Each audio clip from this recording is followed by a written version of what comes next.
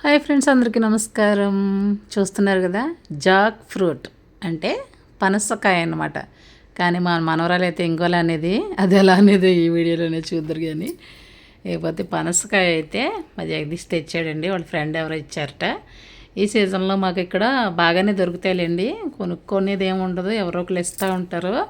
ఇదివరకు అయితే ఇంకా ఎక్కువే తెచ్చుకునేవాళ్ళం, కానీ ఇప్పుడైతే తినకూడదు, షుగర్ ఉంది కదా అనేసి తేవడం మానేశారు చాలా వరకు. కానీ ఈ సంవత్సరం అయితే తెచ్చాడు అనమాట. పెద్దోడు తెచ్చాడు, కానీ కోసడం మొదలుపెట్టింది దగ్గర నుంచి అమ్మ నువ్వు తినకే, అమ్మ నువ్వు తినకే అంటూనే పూసేసుకున్నాను. ఆయిల్ చూడండి మా వారైతే కోసేస్తున్నారు. నేను కూడా సైజ్ అయ్యంటూ నేను కూడా ఆయిల్ రాసేసుకున్నాను. ఖచ్చితంగా చేతులకైతే ఆయిల్ రాసుకోవాలి. అది వంట నూనెనా కొబ్బరి నూనెనా ఏదైనా రాసుకోవచ్చండి.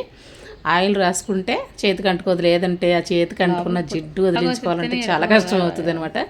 అందుకని ఖచ్చితంగా ఆయిల్ రాసుకునే కొయ్యాలి. అలాగే మనకి కింద నేలకు కూడా అంటుకోకుండా ఇలాగ ఏదో ఒకటి వేసుకుని పేపర్స్ కానీ గోని సంచి కానీ ఎక్కువగా గోని పట్ట వేసుకుంటేనే మనకి ఈజీగా ఉంటుంది, కదలకుండా ఉంటుంది, జారిపోకుండా ఉంటుంది. అందుకని చెప్పేసి ఇలాగా గోని సంచి మాత్రం వేసుకుంటారు మాకు ఇక్కడ. మరి మీరు ఎలా వేసుకుంటారన్నది నాకు తెలియదు. ఇకపోతే దాన్ని ఇలాగ కుస్తీ పట్టి ఇద్దరైతే లాగాలన్నమాట. పెద్ద లాగేసి దానిలాగా రెడీ అయిపోయింది చూడండి. నా చెయ్యి అయితే జారిపోయిందండి. అందులోనూ ఫోన్ ఒక చేత్తో ఉంది కదా. ఈ లోపల మా అమ్మాయి నాగేశ్వరి అయితే వచ్చింది వాళ్ళ నాన్నగారికి హెల్ప్ చేయడానికి. ఆయిల్ రాసుకున్నావా తల్లి అంటే చూడండి దాని తెలివి, వాళ్ళ నాన్నగారి చేతిలో ఉన్న ఆయిల్ని కూడా దాని చేతులకు పూసుకుంటుంది అనమాట. ఇకపోతే ఎవరైనా అంతే అండి. పనసకాయ అంటే ఇది కొంచెం పెద్ద సైజు కదా, చిన్నదైతే మామూలుగా ఒక్కళ్ళే కోసేయచ్చు, కానీ రెండో వాళ్ళ హెల్ప్ ఖచ్చితంగా ఉండాలి. అలా పట్టుకుని గట్టిగా లాగాలన్నమాట. ఆ మధ్యలో వైట్ పార్ట్ ఉంది కదా, ఆ వైట్ పార్ట్ని మనకి పూర్తిగా తీసేస్తే తొనలు విడిపోతాయి అన్నమాట. లేదంటే ఆ జిడ్డు కూడా ఆ వైట్ పార్ట్లోనే ఉంటుంది, చాలా జిగురుగా ఉంటుంది, చాలా చికాకు రప్పిస్తుంది. ఆయిల్ రాసుకోకుండా కానీ ఆ పొరపాటును గబుక్కుని చేయబెట్టేసామంటే ఇంకా ఆ జిడ్డును వదిలించుకోలేమన్నమాట. అతుక్కుపోతూ ఉంటుంది గమ్ములాగా. అందుకని ఖచ్చితంగా ఆయిల్ అయితే రాసుకోవాలి. ఆయిల్ రాసుకొని ఇలా ఓపెన్ చేయాలి. నేనైతే ఈ మధ్య వీడియోస్లో ఈ బొడ్డు తీసేసి ఇలాగ మామిడి ముక్క ఇలా వెనక్కి వంచినట్టు వంచుతున్నారు కదా, అలా కట్ చేయండి అలా కట్ చేయండి అని నేను అంటున్నాను. అలా రాదే బాబు అనేమో ఈయన అంటున్నారు. ఎప్పుడు పాత పద్ధతిలోనే కొత్త పద్ధతిలో కొయ్యొచ్చు కదా, నేను చాలా వీడియోస్లో చూస్తున్నాను, ఆ బొడ్డు తీసేస్తే చక్కగా విడిపోతుంది అని నేను అంటున్నాను అనమాట. దెబ్బకు ఒక కసురు అనుకోండి. నువ్వు వీడియోస్ చూసి నన్ను చంపమాక, నేను ఇలాగే వస్తానని చెప్పేసి అదిగోండి అలా అయితే వస్తారు. ఇప్పుడు ఆ బొడ్డువి తీసేస్తే మనకి తొనలు చక్కగా విడిపోతాయి. కోసేవాళ్ళకి తినేవాళ్ళకి తెలిసిన వాళ్ళకైతే తెలుస్తుందండి, తెలియని వాళ్ళ కోసమే ఇలా వివరిస్తున్నాను అనమాట. ఆయిల్ రాసుకోవడం అనేది కంపల్సరీ అండి, అది మాత్రం ఎప్పుడు మర్చిపోకండి. కోయడం అంటారా మీ ఇష్టం, మీకు ఎలా వీలైతే అలా కోసుకోవచ్చు. చెప్పాను కదా, ఆ వైట్ పార్ట్ తీసేస్తే తొనలు ఎలా విడిపోతున్నాయి చూడండి. ఆ వైట్ పార్ట్ కొంచెం ఉన్నా కానీ జిడ్డుగానే ఉంటుంది, తొనలు కూడా విడవన్నమాట. నేను అంటున్నాను కట్ చేసేటప్పుడు తొన సగం కోసి పడేస్తున్నారు మీరని. కాదే తల్లి, అలా కోస్తే కానీ రాదు అని ఆయన అంటున్నారు. అది నిజమేనండి. చూడండి మనకి తొనలు కోసేసినట్టు అనిపిస్తుందా, ఆ బొడ్డు కట్ చేస్తే తప్ప తొనలు విడట్లేదనమాట. ఇకపోతే ఈ పనసకాయని ఒక పొడుపు కథ ఉంటుంది కదా, నేను మొన్న షార్ట్ వీడియోలో కూడా చెప్పాను, కానీ మళ్ళీ చెప్తున్నాను. తండ్రి గరగర అంటే పనసకాయ మనకి చూసే ఆకారం ఎలా ఉంటుంది, పైన ముళ్ళులాగా గుచ్చున్నట్టు గరగరగా ఉన్నట్టు ఉంటుంది కదా, అది తండ్రి అటండి. తండ్రి గరగర, తల్లి పీచు, బిడ్డలు రత్నమాణిక్యాలు. అంటే ఆ లోపల పీచులో మధ్యలో ఈ తొనలు ఉంటాయన్నమాట. ఆ పీచుని ఇలా విడదీస్తే అప్పుడు మనకి తొనలు బయటకు వస్తాయి. చూడండి ఇప్పుడు ఎలా వచ్చిందో, ఆ బొడ్డంతా తీసేస్తే చూస్తారు కదా ఎలా వచ్చేస్తుందో, అది పీచ్ అనమాట. బిడ్డలు రత్నమాణిక్యాలంటే పనస్తొనలు అనమాట. బాగుంది కదా కథ, పొడుపు కరెక్ట్గా సెట్ అయింది. పెద్దవాళ్ళు అన్నీ ఆ రోజుల్లోనే అలా ఎలా ఆలోచించి పెట్టారా అని ఒక్కొక్కసారి అనిపిస్తూ ఉంటుంది నాకు. నేనైతే ఫస్ట్ ఒకటి టేస్ట్ చేద్దాం అనేసి మనం ఆగలేక ఒక తొనైతే తీసేసుకున్నాను. చాలా బాగుందండి. చెట్టును ముగ్గిన పండేమో చాలా టేస్టీగా ఉందన్నమాట. నా ఎక్స్ప్రెషన్ చూస్తేనే తెలుస్తుంది మీకు. ఎందుకంటే చిన్నప్పటి నుంచి మనం ఒకటి తిని చేసి అలవాటు పడి ఉన్న వాళ్ళము ఆగలేం. చిన్నప్పుడు ఇంకా బాగా తినేవాళ్ళం కదా, ఎక్కువ తినేవాళ్ళం కదా అని కబుర్లు ఆడుకుంటూ మా వారు నేను, అంటే మా ఇంట్లో ఎప్పుడు ప్రతి సంవత్సరం తెచ్చేవాళ్ళు అనమాట. పనసకాయలు తెస్తే పూర్తిగా తొనలు అన్నీ తీసి పక్కన పెట్టేది ఉండేది కాదండి.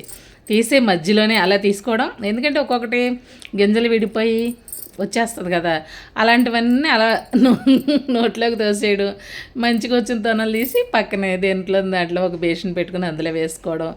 అవి వేసుకున్న తర్వాత చుట్టుపక్కల వాళ్ళందరికీ ఒక 2 పూజలు చొప్పున అలాగే పంచిపెట్టుకోవడం, ఇది అలవాటు అనమాట. అందుకని కోసేటప్పుడు తినకూడదని నియమం అలాంటివి ఏం లేవండి మాకు, మేమైతే తినేస్తాము.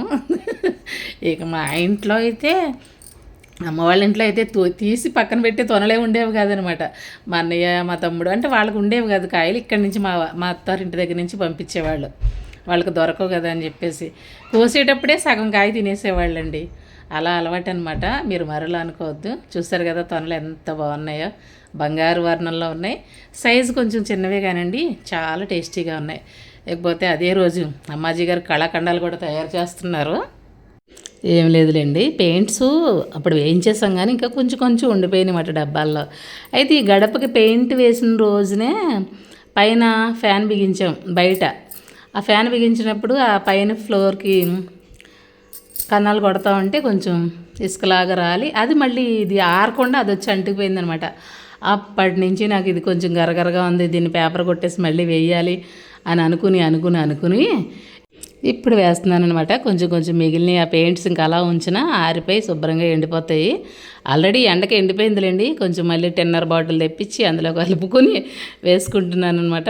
నాకు ఇలాంటి పనులు అంటే చాలా ఇంట్రెస్ట్, మీకు తెలిసే ఉంటుంది నా వీడియోస్ ముందు నుంచి చూసే వాళ్ళకైతే. అలాగే ఈ గడపకి అంటే దీనికి పెయింటింగ్ డిజైన్లు కూడా వేయచ్చు, కానీ వేయట్లేదు. ఎందుకంటే పెయింటింగ్ ముగ్గులు వీడియోలు చేద్దామనే ఉద్దేశంతో ఓన్లీ ఎల్లో కలర్ మాత్రమే వేస్తున్నాను అనమాట. అలాగే వాకిట్లో కూడా అందుకే నేను ముగ్గులు వేయలేదండి. మనం డైలీ ముగ్గులు వేసుకోవచ్చు అని చెప్పేసి ముగ్గుల ఛానల్ ఉంది కదా, సుబ్బలక్ష్మి రంగోలి ఛానల్ అని చెప్పేసి ఆ ఛానల్లో అప్లోడ్ చేసుకోవచ్చని. ఏం లేదు, 2 ఛానల్స్ ఎందుకు అంటే 2 ఛానల్స్ ఎందుకు అనేది కాదండి, నా ముగ్గులన్నీ అలాగా ఒక ఆల్బమ్ లాగా ఆ ఛానల్లో అలా ఉంటాయి, చూసుకోవడానికి వీలుగా ఉంటుందని చెప్పేసి చిన్నప్పుడు చాలా రకాల ముగ్గులు వేసేదానండి. చాలా మోడల్స్, రకరకాల పక్షుల ముగ్గులు ఎక్కువగా నా ముగ్గుల్లో యానిమల్స్ కానీ బర్డ్స్ కానీ ఉండేవన్నమాట. అందరూ అదే అనేవారు. ఎందుకు ఇప్పుడు చూసిన పక్షుల ముగ్గులు అవి కోళ్ళు, మేకలు, ఏనుగులు, పిచ్చుకలు, నెమళ్ళు, పీకాక్స్ అనమాట, ఆవులు, ఇలా రకరకాల ఏమంటారు బటర్ఫ్లైస్, ఇలాంటి ముగ్గులు ఎక్కువ వేసేదాన్ని. ఇప్పుడు అవన్నీ నా దగ్గర లేవండి. అప్పుడు స్టోర్ అవ్వలేదు, అలా పోయినాయి అనమాట. ఇప్పుడు ఈ ఛానల్లో నాకు వచ్చినవన్నీ అప్పుడప్పుడు ఓపుకున్నప్పుడు అలా పెట్టచ్చు అని చెప్పేసి ఈ ఛానల్ పెట్టుకున్నాను అనమాట. పాతది ఒక ఛానల్ ఉండేది, శ్యామల కుకింగ్ రంగోలి ఛానల్. కానీ నాకు ఫోన్ మార్చుకున్నప్పుడు మా చిన్నోడు రీసెట్ కొట్టేస్తే ఆ ఛానల్ పాస్వర్డ్ మర్చిపోయాను. మెయిన్ ఆ ఛానల్ ఇంకా ఉంది కనిపిస్తుంది కానీ నా ఫోన్లోకి రావట్లేదు పాస్వర్డ్ తెలియక. అందుకని మళ్ళీ సుబ్బలక్ష్మి రంగోలి ఛానల్ అని అమ్మ పేరు మీద అయితే ఛానల్ పెట్టుకున్నాను. ఇకపోతే ఇవి వచ్చి బిర్యానీ కుండలు. ఇది ఆల్రెడీ షార్ట్ వీడియో పోస్ట్ చేస్తాను నేను. బిర్యానీ కుండలు ఇంట్లో ఉంటేను చక్కగా పెయింట్ చేసేస్తున్నాను అనమాట. ఇంకా ఆ బ్రష్ అదంతా కడిగేస్తాం కదా, మళ్ళీ ఆ డబ్బాలు అవన్నీ దాచిపెట్టేది ఎందుకులే, కొంచెం పెయింట్ ఉందని చెప్పేసి ఇలా బిర్యానీ కుండలకు కూడా వేసేసి మంచిగా డిజైన్ వేసుకున్నానండి. బాగుంది, చక్కగా ఉన్నాయి అనమాట కిచెన్లో పెడితే. ఇకపోతే అదే రోజు మెట్లకు కూడా ముగ్గులు వేసేసాను. ఇంకా అన్నీ ఒకే రోజు పెట్టేసుకున్నాను, కొంచెం చల్లబడింది కదా ప్రాణం అని చెప్పేసి. ఎండల్లో అయితే చాలా భయంకరంగా ఆ షూ అంటే చాలా బీభత్సంగా కాసినాయి కదా ఈ సంవత్సరం ఎండలో. ఇప్పుడు నేను వాయిస్ ఇచ్చేటప్పుడు కూడా ఎండ బాగానే ఉందండి ఈరోజు కూడా మళ్ళీ. అందుకే ఇక ఈ వీడియోలన్నీ ఇప్పుడు పోస్ట్ చేస్తున్నాను అనమాట. అప్పటి నుంచి దాచాను ఈ కలర్స్ అయితే. ఇప్పుడు ఇంకా ఫినిష్ చేద్దామని చెప్పేసి మెట్లకి ఇలా వీటికి ఇంకొంచెం ఉండిపోతే నేను దేవుడి దగ్గర కూర్చుని పీటకు కూడా వేసేసుకున్నాను. దానికైతే మడ్ పెయింట్ వేసానులేండి ముందు, తర్వాత పైన మళ్ళీ ఇంకో కలర్ వేద్దామని చెప్పేసి. ఈ కుండలకు వేసింది ఆల్రెడీ షార్ట్ వీడియో పోస్ట్ చేశాను, లేదంటే రేపటి వీడియోలో పోస్ట్ చేస్తానండి. కొంచెం లెంతీగా అయిపోతుంది మళ్ళీ. ఇదైతే ఒక 10 minutes వరకు వస్తుంది ఈ వీడియో. ఈ వీడియో కనుక మీకు నచ్చినట్టయితే తప్పకుండా లైక్ చేయండి, షేర్ చేయండి, సబ్స్క్రైబ్ చేసుకుని సపోర్ట్ చేయండి.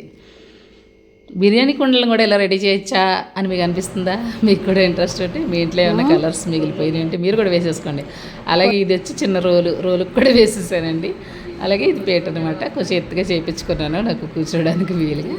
పూజ మందిరంలో ఈ పీట మీద కూర్చుని నేను పూజ చేసుకుంటాను అనమాట. ఇంకా దీనికి కూడా వేసేస్తున్నాను. ఇదైతే ఎల్లో కలర్ కదండి, మడ్డు కలర్ అనమాట, మడ్డు పెయింట్ అంటారు కదా. దేని మీద మనం కలర్ వేస్తే మంచిగా ఎలివేట్ అవుతుంది అనమాట. ఉంటానిక రేపు మరో వీడియోతో